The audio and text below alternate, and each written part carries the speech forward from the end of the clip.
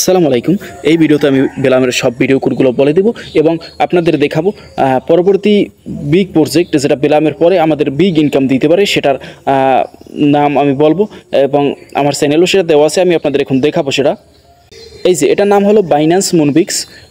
এটা একটি big project. আমরা আগে দেখেছি যে আপনার ড্রগ কয়েন যেটা ছিল আমাদের কে বিগ ইনকাম দিয়েছে, সেটাতে বাইন্যান্স ইনভেস্টমেন্ট করেছিল বাইন্যান্স ল্যাবস।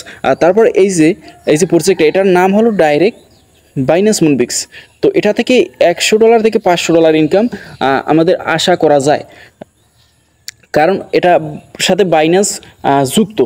এবং বেলাম যেটা আছে সেটা থেকেও $100 থেকে $500 আমাদের আশা করা যায়, সেটা থেকেও আশা করা যায়, কারণ সেটাও বাইন্যান্স ল্যাবস ইনভেস্ট করেছে। কিন্তু এটা ডাইরেক্ট নাম হলো বাইন্যান্স মুনবিক্স, এটা থেকে আরও বেশি আশা করা যায়। তো আপনারা যেটা করবেন, টেলিগ্রামে এসে সার্চ করবেন ইনকাম ব্র্যাকেট, এই চ্যানেলের নাম লিখে সার্চ করবেন। তারপর ইনকাম ব্র্যাকেট চ্যানেলটা আসলে আপনারা জয়েন হয়ে নেবেন।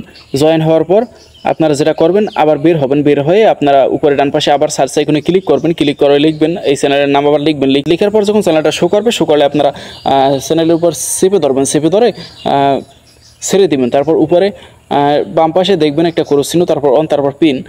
আপনার ক্রস চিহ্নের দরকার নেই, অন্যের দরকার নেই, আপনার দরকার পিনের, আপনি পিনে ক্লিক করবেন। এটা করার কারণ হলো এই চ্যানেলে নতুন কাজ দেওয়ার সাথে সাথে যাতে আপনি দেখতে পান, সেজন্য এটা আপনার করতে হবে।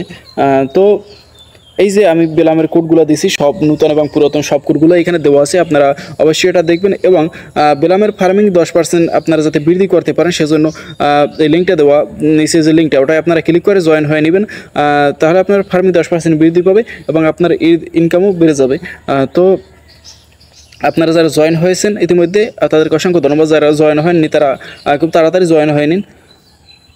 আপনারা আমার ভিডিওতে একটি লাইক দিবেন, ইউটিউব চ্যানেল সাবস্ক্রাইব করবেন এবং টেলিগ্রাম অবশ্যই জয়েন থাকবেন পরবর্তী আপডেট পাওয়ার জন্য।